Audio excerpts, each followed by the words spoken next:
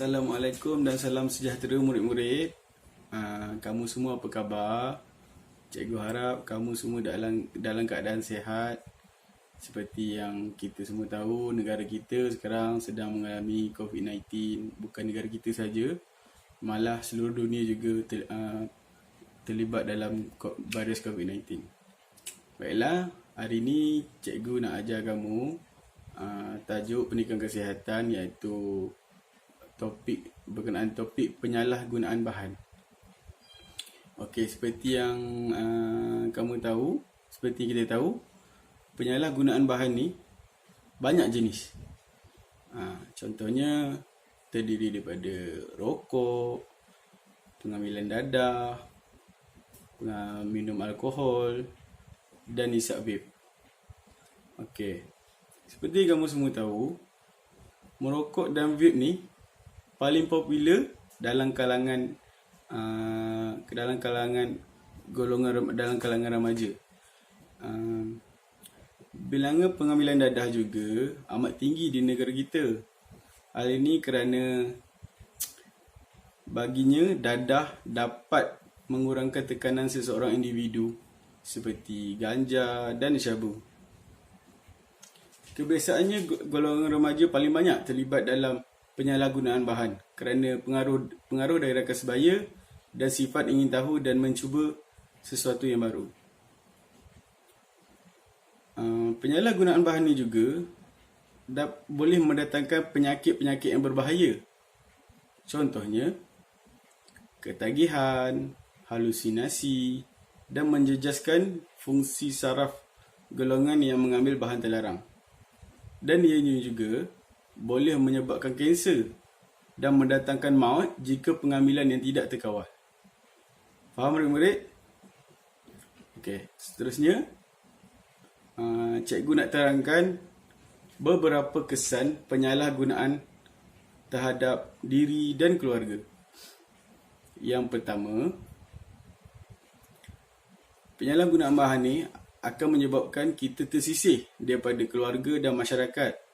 Contohnya, masyarakat dan keluarga tidak akan ambil peduli pasal kita lagi.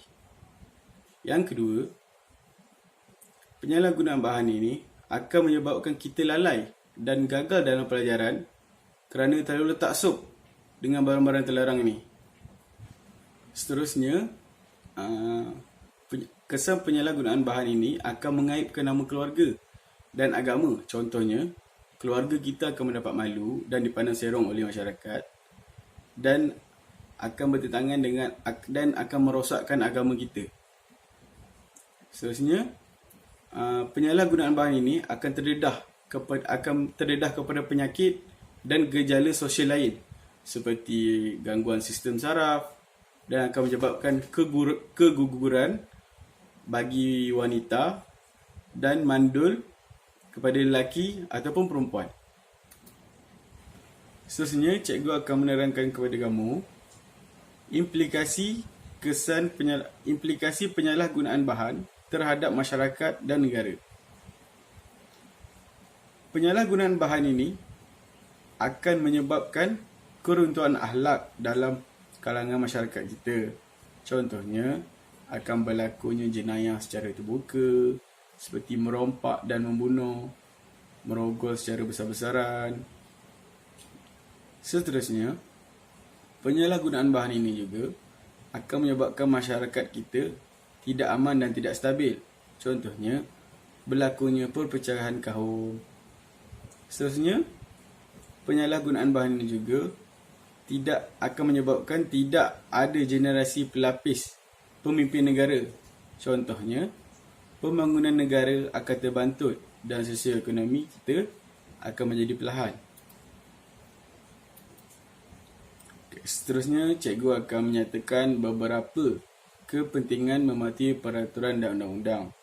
Yang pertama, dapat menjaga hak asasi individu. Yang kedua, dapat memastikan individu kita berdisiplin. Yang ketiga, dapat memupuk sikap saling menghormati dalam kalangan masyarakat kita.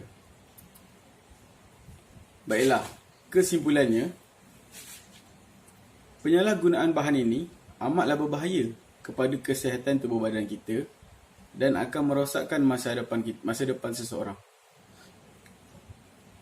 Baiklah, pesanan cikgu kepada kamu semua, carilah rakan-rakan yang boleh membimbing kita ke arah yang lebih baik. Dan jangan sesekali kita bercampur dengan individu yang mengambil barang terlarang. Okey, sebelum cikgu menamatkan kelas, cikgu akan memberi tugasan lanjutan kepada kamu semua. Baiklah. Okey, cikgu nak kamu salin. Nanti minggu depan, cikgu akan cek dan ambil buku kamu semua. Okey, yang pertama, terangkan maksud penyalahgunaan bahan. Yang kedua, nyatakan implikasi penyalahgunaan bahan terhadap diri dan keluarga dalam bentuk mind map. Dapat? Okey. Pastikan minggu depan siap dan cikgu akan cek satu persatu. Sekian, terima kasih.